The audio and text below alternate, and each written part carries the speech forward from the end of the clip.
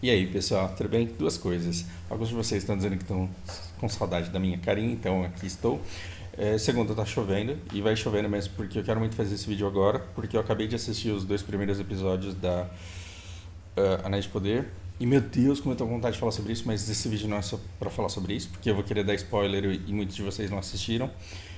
Então não vai ter spoiler da série. A gente precisa continuar aquele papo chato lá da lacração, né? E vamos continuar, só que não hoje. Eu estou planejando uma conversa com o Lucas nesse fim de semana a respeito de ressentimento, que conversa muito, né, com as tretas sociais e com a discussão em cima desse Anéis de Poder. E a gente precisa também falar sobre a publicidade negativa e o quanto ela faz bem para as obras. O quanto Lord of the Mons faz bem para o WoW, o quanto gente falando mal da série é negativo, é ruim, incomoda a gente escutar, mas acaba sendo muito bom para a obra. E o quanto todo mundo tem direito de, por exemplo, não querer um elfo negro, todo mundo tem direito de ficar insatisfeito com a maneira, com a estética e com a maneira como a coisa é apresentada, mas o quanto muito hate pode ser artificial, porque além de fazer uma propaganda positiva, a própria Amazon pode muito bem, não estou falando que esteja fazendo isso, mas ela pode muito bem incentivar a visibilidade de determinados conteúdos que são contra a série dela, que afinal de contas o resultado vai ser positivo do mesmo jeito. Engajamento negativo nos dias de hoje é dinheiro, é resultado positivo. Mas também vamos falar isso posteriormente. O que eu quero falar hoje eu quero passar algumas impressões de 20 anos atrás, para que vocês reflitam sobre a minha perspectiva e a minha experiência com os filmes do Senhor dos Anéis, para vocês verem se não tem uma determinada semelhança e talvez para vocês olharem para essa série com outros olhos e aproveitarem ela um pouco melhor, caso seja do interesse de vocês. Não estou dizendo que cada um tem que achar da série e o quanto cada um deve gostar ou pensar, nada disso. Eu só quero propor reflexões aí para vocês verem se vale a pena. A gente vai falar de um cara que 20 anos atrás desrespeitou, cagou, foi um arrombado com a obra do Tolkien, porque sim, falaram isso sobre ele. Como na época não tinha YouTube, como na época as coisas não eram eternizadas, né, na internet, hoje a gente tem pouco acesso a material do que era falado naquela época, mas falaram muito e atacaram muito esse cara de maneira tão agressiva quanto estão atacando os Anéis de Poder. É que a Amazon ela desperta um ranço a mais de pessoas que não se conformam com grandes empresas, mas enfim, isso é outra história. Mas eu quero falar aqui o quanto, inclusive eu fiquei chateado com algumas cenas do filme e eu quero compartilhar com vocês algumas incongruências. E depois eu quero propor reflexões a respeito do resultado a longo prazo disso daqui. Então teve várias coisas que me incomodaram. Eu fiz uma listinha disso daqui. Então, por exemplo, os vários anos de cerco. Cara, os exércitos de elfos e de homens, quando eles marcharam para Mordor, eles sitiaram a cidade durante muito tempo. A batalha ela foi muito longa, foi tipo a Primeira Guerra, que se desenrolou por muito tempo. E quando finalmente houve o confronto, que Sauron não tinha mais para onde correr, elfos lutaram e desgastaram muito o Sauron, com todo o poder que ele tinha. E o pai do Isildur também teve um combate que durou muito tempo. O Isildur, ele vai lá e já muito debilitado de um longo tempo de combate, ele vai e corta o anel, o dedo do Sauron. Isso é resultado de um esgotamento de uma longa batalha que o Sauron tem com elfos e com o pai do Isildur e com o próprio. No filme não dá para você contar tudo isso. Mas do jeito que mostraram ali, pareceu que o Sauron viu todo mundo chegando e falou assim: vou lá, vou dar porrada em todo mundo. E ele bate em todo mundo e ele só perde o anel porque ele é otário. Então você fala que bicho imbecil esse Sauron que foi lá e colocou o dedo pro outro cortar. E no livro a dinâmica é bem diferente daquilo.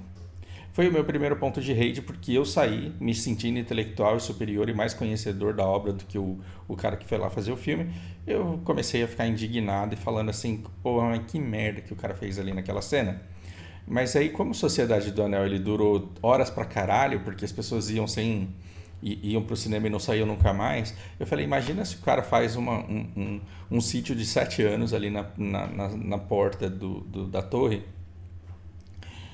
e tem que mostrar tudo isso no filme, não ia dar tempo. Então o resultado dele foi positivo. Outra coisa que me incomodou foi esse negócio aqui. Isso daqui não existiu. Enroad ele nunca esteve com o Isildur nessa montanha, falando, joga essa porra aí, queima o anel, seu desgraçado, seu noob, seu arrombado. Isso não existiu. Isso foi uma coisa que me frustrou quando eu vi. Porém, quando você... Não vou... Deixa quieto. Depois eu faço esses comentários. Outra coisa. Entre a saída de Gandalf do Condado e o retorno dele ao Condado, para ver se aquele anel era aquilo lá mesmo, foram-se 16 longos anos. Foi muito tempo. Eu não lembrava que tinha sido esses tempos todos, mas aí eu procurei no Google e saiu a resposta.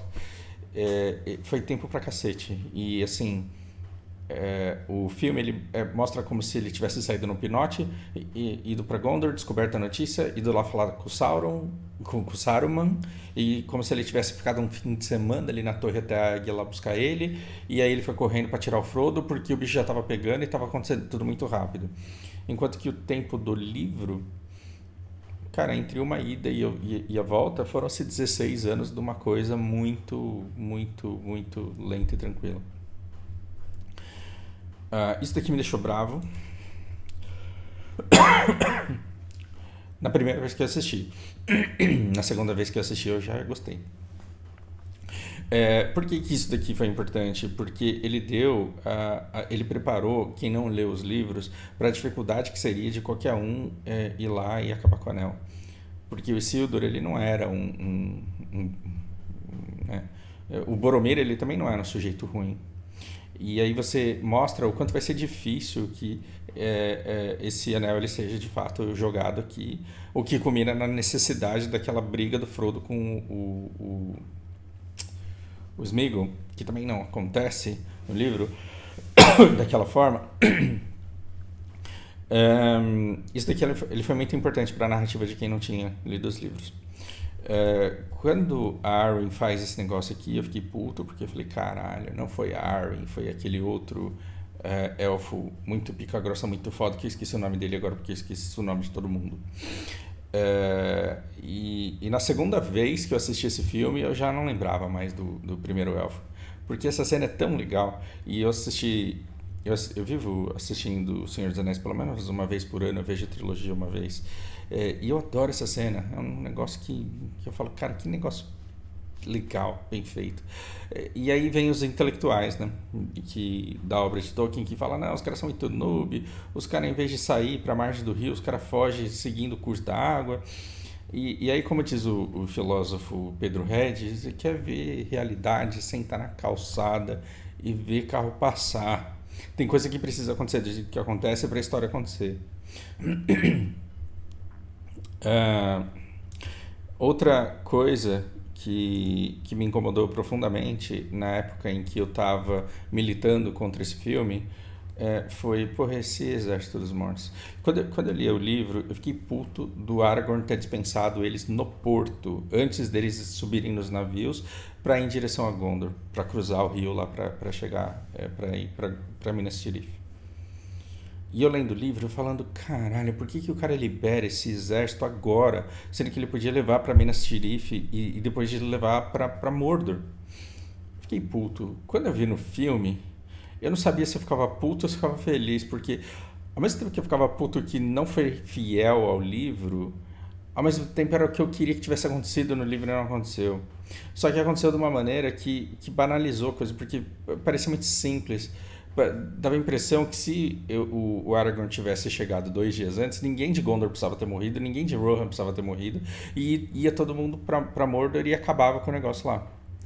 Né? E você precisa de contexto que o livro ele não te dá tantas informações como você gostaria de ter, exceto que o Aragorn acha por bem E a vitória que ele teve lá na beira do rio, onde as frotas elas estavam se organizando para ir para Minas Tirith, aquela vitória ela foi tão decisiva que para ele o ganho ele já tinha sido muito positivo. E aí muitos gondorianos, gondenses, muitos soldados de Gondor, eles puderam sair da margem do rio e retornar para a cidade para lutar na frente dos portões. E isso causou uma diferença muito grande ali na batalha.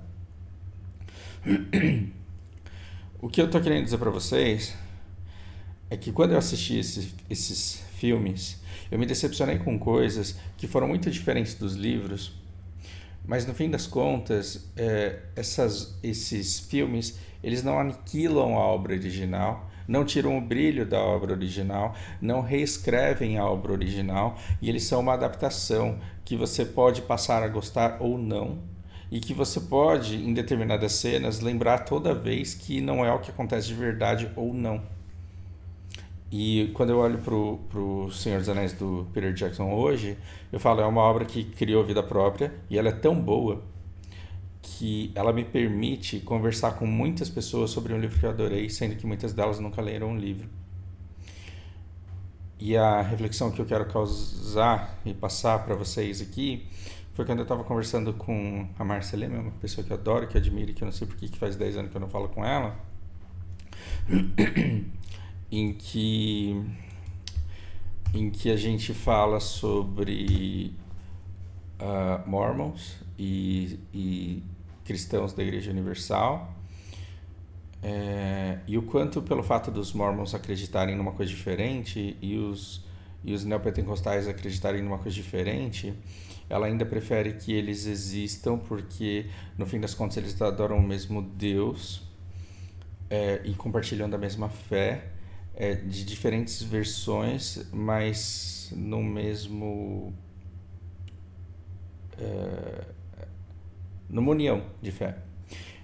E aí eu fico pensando, se não fossem esses livros, se não fossem esses filmes do Peter Jackson, com quantas pessoas que eu poderia conversar sobre o Senhor dos Anéis, e com quantas pessoas eu poderia compartilhar as referências que eu tiro de dentro do Senhor dos Anéis para falar sobre filosofia e sobre coisas que são importantes na vida, e sobre o propósito, e sobre o papel dos pequenos, e sobre as dificuldades de resistir a ambição e a sede por poder, e tantas coisas que eu converso com as pessoas, e eu uso o tempo inteiro, e eu falo, eu gosto muito de Senhor dos Anéis por causa disso. E eu fico imaginando que se não fossem as obras do Peter Jackson, eu não poderia fazer referência para grande parte das pessoas para quem eu faço as referências, porque é enorme a quantidade das pessoas que assistiram os filmes e que não leram os livros. Agora, eu vou ficar falando para a pessoa que ela é uma arrombada, que ela é uma burra, que ela é uma iletrada, porque na verdade ela idolatra um filme e que mostra uma cena que na verdade não foi desse jeito que aconteceu, então ela está sendo burra. E essa é a essência do porquê a Márcia, sendo cristã e eu não sou, ela me deu essa lição de que ela vê cristãos que acreditam numa versão diferente daquela que ela acredita, mas ela não vai lá bater na porta do Mormon e falar: você é burro, você está sendo otário de acreditar que Jesus apareceu na América Latina. Ela não vai lá na neopentecostal e fala assim: você está sendo burro de dar seu dinheiro para o pastor. Porque ela prefere que as pessoas encontrem o Deus dela por caminhos diferentes e através da fé que essas pessoas têm, do que ver elas jamais se aproximando de Deus. Eu sei que religião é uma coisa, Senhor dos Anéis é outra, uma coisa não tem nada a ver com outra coisa, mas eu não teria tantos companheiros de universo ficcional, eu não teria tanto em comum com tantas pessoas se não fosse a obra do Peter Jackson. Então, assim, para mim, se no livro isso daqui não acontece, mas no filme sim, isso não invalida a grandiosidade da obra e a maneira como ela transmite a mensagem da história para as pessoas. Então, isso eu acho uma coisa fenomenal. E tem gente que se apaixonou tanto por esses filmes, que agora tem isso como religião e não permite que isso seja alterado de jeito nenhum. Só que é complicado. Bom, eu tenho essa obra que eu quero mostrar aqui para vocês. Frankenstein é uma obra antiga do doutor que cria um monstro todo retalhado, todo costurado e dá vida para ele. Aí, muito tempo depois, quando a obra do Frankenstein já está em domínio público, quando fazem filmes do Alice no País das Maravilhas com o Johnny Depp lá, porque já é domínio público, assim como qualquer um pode fazer qualquer história da Branca de Neve ou da Bela e da Fera, qualquer pessoa pode pegar a história do Frankenstein e escrever uma continuação. E aí vai esse Dean Koontz, que escreveu um monte de livro ruim, mas escreveu um monte de livro legal também, e escreve essa obra-prima. Eu adoro esse livro, esse The Prodigal Son, porque ele cria um universo em que o médico sobrevive, e está vivo até hoje, e ele descobre imortalidade e aplica nele. E o filho pródigo, ele tem por missão impedir que o criador dele continue criando outras criaturas tão aperfeiçoadas que elas estão substituindo pessoas de verdade em cargos de poder na sociedade, e sendo obedientes a ele, estão dando a ele um controle político e uma riqueza inimaginável. É uma história extremamente bem tecida e ela é excitante em inúmeros fatores. A maneira como ele cria a mulher do jeito que ele quer, para satisfazê-lo do jeito que ele quer, a maneira como as suas criaturas não podem desobedecê-lo, a maneira como elas não adoecem, a maneira como elas não reproduzem, a maneira como elas transam com todas as outras criaturas também criadas por prazer. É uma história muito rica em detalhes e me fez ter vários tipos de viagem, e me fez refletir muito sobre a vida, sobre o significado da vida, sobre o propósito. Inclusive eu prometi um vídeo falando sobre isso para vocês recentemente, conforme pedido. Tem um personagem icônico que é uma criação desse Dr. Frankenstein, que é o Victor, né? E a criação dele eu não lembro. E essa criação, ele foi feito para substituir um policial, e ele todos os dias compra uma lâmina de barbear. E quando entram na casa dele, quando os policiais entram na casa dele, ele tem um quarto na casa dele que não tem absolutamente nada, a não ser uma cadeira. O quarto é escuro, não tem iluminação. E lá ele tem uma pilha de todas as lâminas de barbear que ele comprou, todas as giletes, né, aquela que você usa para... de todas as lâminas que ele já comprou a vida inteira. Caralhada de lâmina. E cara, como foi foda, porque na verdade, se você é eterno, se você não adoece, se você não envelhece, se você não morre, se você não pode desobedecer o seu mestre, se você vai todos os dias fazer e desempenhar o papel que ele escolheu que você vai ter na sociedade, se você é impedido de se matar porque a sua constituição impede que você se mate ou que você mate alguma outra criação do seu mestre, você é podado de livre-arbítrio, de propósito, e você começa a surtar porque você anseia pela morte. Porque o resto da eternidade é uma garantia de que um dia nunca será diferente do dia anterior. E você não upa, você não progride, você não aprende, porque você já sabe tudo. Essas criaturas, elas baixam, elas fazem download de conhecimento. Então elas não precisam estudar, e se elas estudam, elas aprendem imediatamente. Então...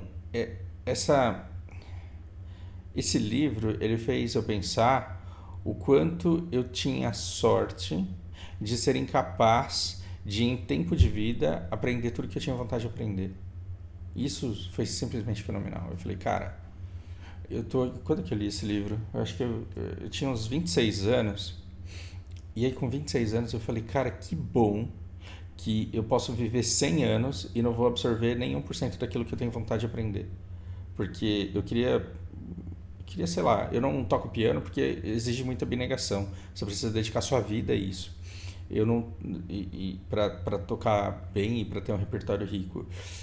Eu não jogo basquete e não faço karatê porque eu acho que a gente habita um corpo que apodrece muito rápido e que o corpo ele dura muito menos que a gente. E eu acho que é bom praticar um esporte, sim, mas isso não vai fazer com que o seu corpo ele necessariamente dure muito mais. E você habita o corpo e você vai perdendo habilidades, você vai tendo que deixar de fazer as coisas porque o tempo passa. E também exige muita abnegação, muita dedicação para você conseguir uma habilidade que, a menos que você morra de acidente, é certeza que não vai durar tanto quanto você, a sua sanidade, a sua consciência. Então eu deixo isso de lado, mas é uma coisa que eu gostaria de desenvolver.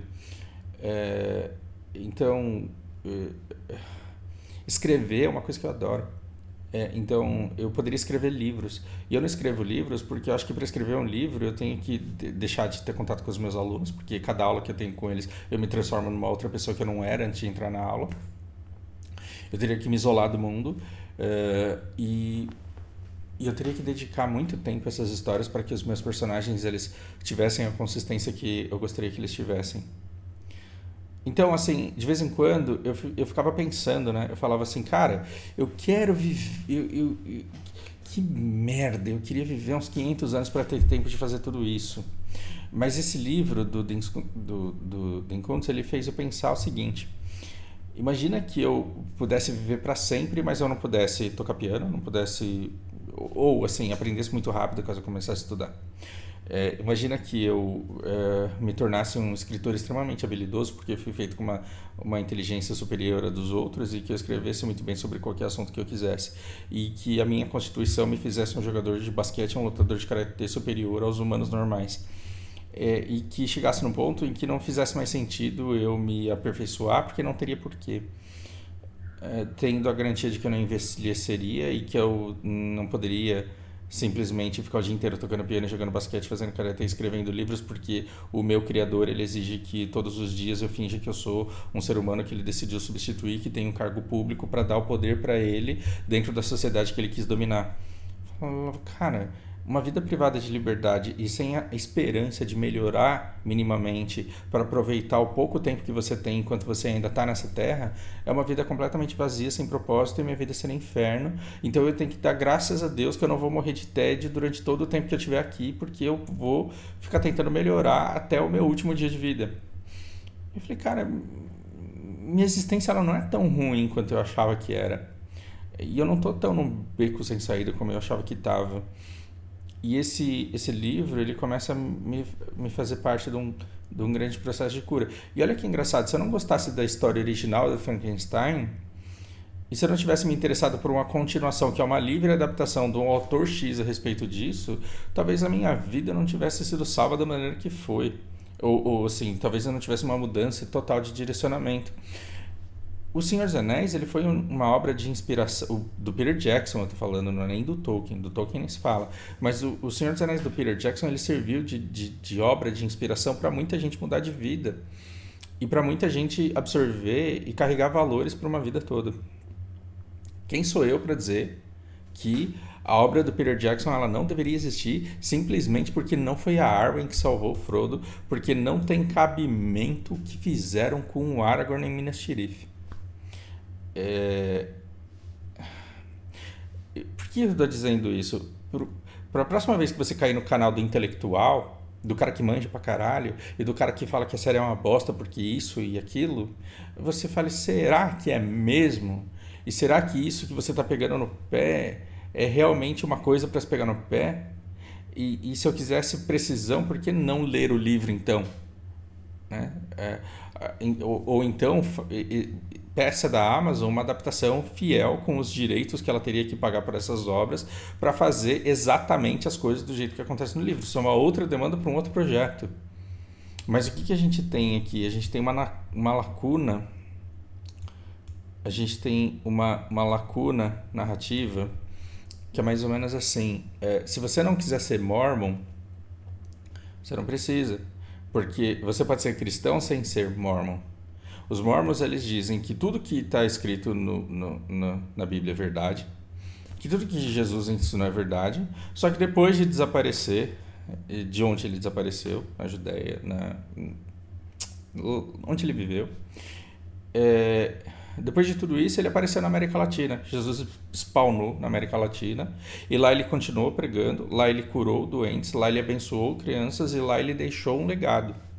E os mormons acreditam na Bíblia e nesse legado que Jesus deixou na América Latina. Porque os Estados Unidos é importante demais para Jesus não aparecer lá, desculpa o sarcasmo. Então, você está vendo que você pode encontrar um mormon e falar assim, nós acreditamos no mesmo Senhor, e aí você pode conviver com ele na área em que você tem em comum, e que você pode simplesmente não desrespeitá-lo por ele acreditar em uma coisa que você não acredita. Então, por que você não consegue, tendo os livros, conviver em paz com alguém que assistiu uma adaptação e que gosta da história, tanto quanto você? Você tem um amigo para andar com você por memórias, lembranças, percepções positivas e coisas boas e valores bons absorvidos dentro de um universo fictício.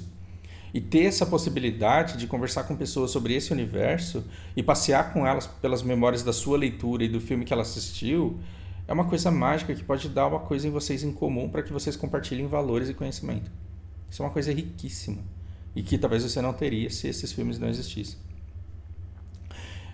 E por que eu falo dos Mormons? Porque esse Anéis do Poder, ele acontece numa lacuna narrativa da história.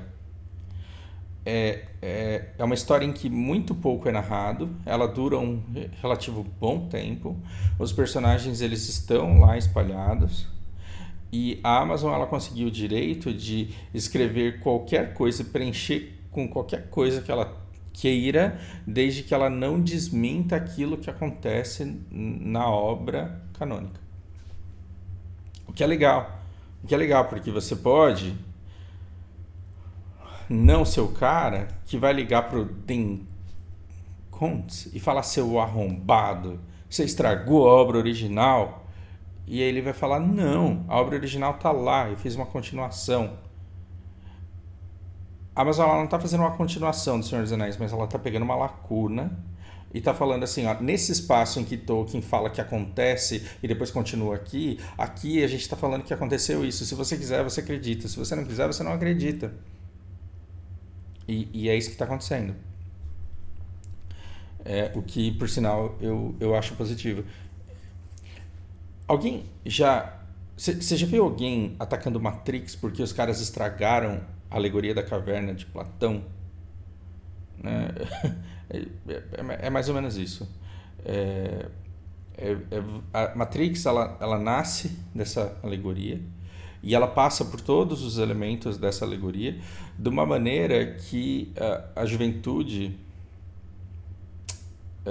da década de 2000 ali, 2000, 90, agora eu não lembro quando exatamente foi lançado, mas essa galera de 2000, 2003, eles não estavam afim de ler a República de Platão, eles não estavam afim de ficar discutindo a alegoria. E aí os caras vão lá no cinema e assistem Matrix e falam: puta que pariu, caralho, que negócio foda. E aí esses mesmos jovens, quando chegavam na escola de filosofia, o professor ia falar de Platão e falava: vocês assistiram Matrix? E eles conversavam num terreno em comum. E hoje em céu fica falando que é Red Pill. E o que é Red Pill se não Matrix? O que é Matrix se não Platão? E todo mundo falando ali basicamente da mesma coisa. Se os incel eles estão certos naquilo que eles acham que é ser Red Pill ou não, é outra história. Mas você está andando num território em comum, usando referências em comum de um determinado dado universo.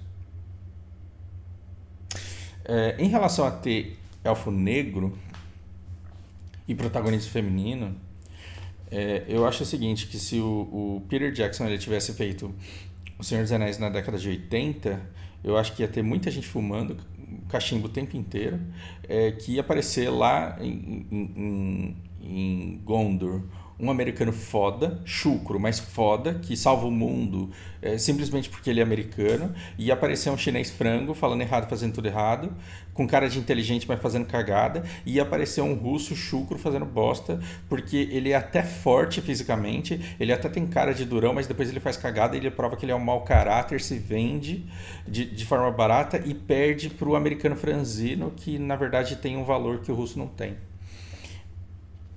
Oi? Você deve estar pensando, o que esse cara tá falando? Se não tô 4 da manhã, você não deve estar esperando muita coisa de mim.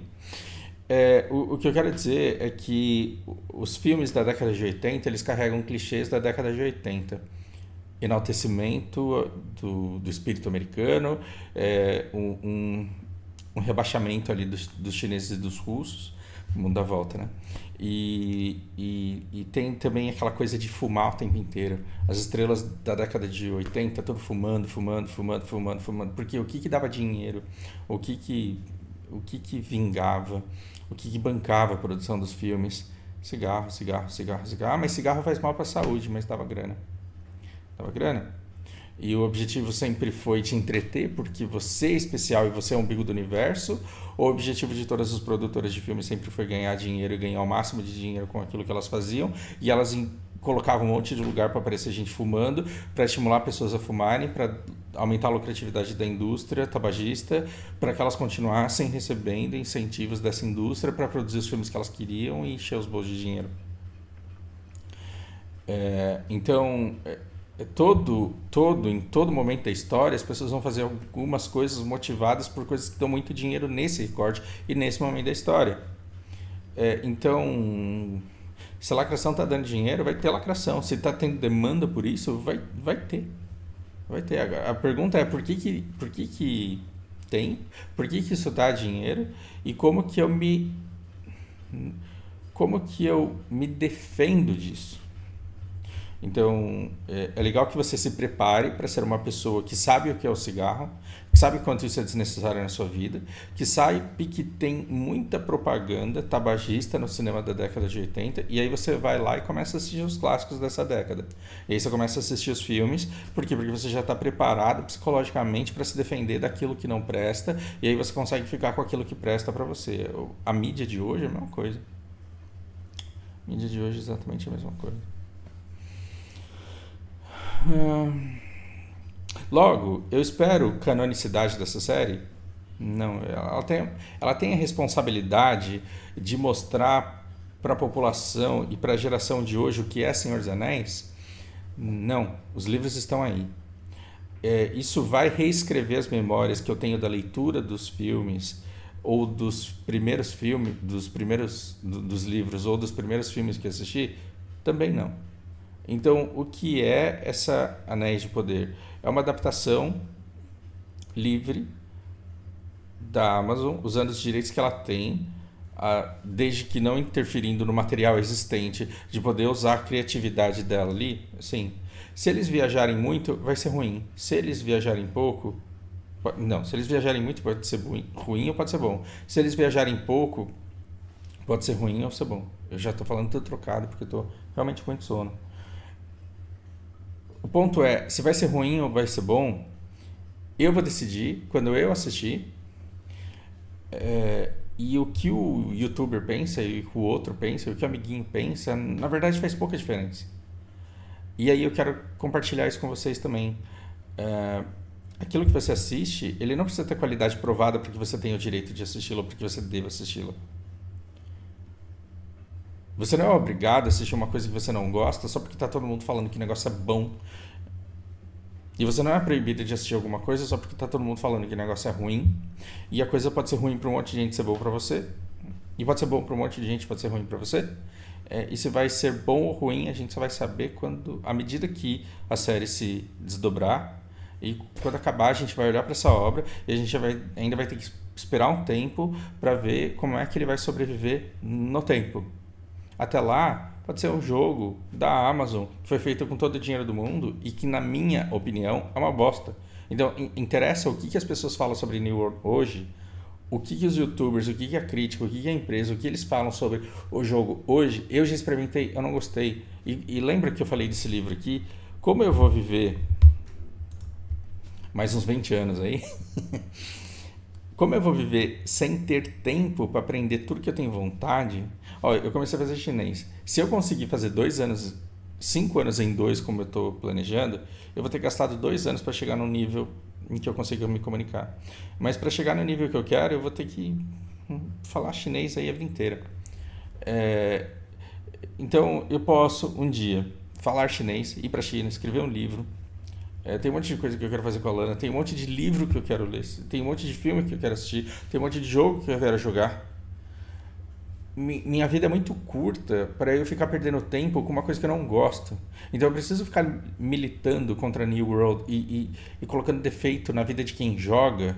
Não, eu tenho que cuidar da minha vida e aquele jogo não presta para mim. Então eu vou gastar o meu tempo fazendo aquilo que eu gosto. A sua vida é muito curta para você ficar perdendo tempo assistindo uma série inteira só para ter argumento para provar que ela é ruim. Se você está fazendo isso, ou você é um youtuber que está ganhando dinheiro para fazer isso, ou você é...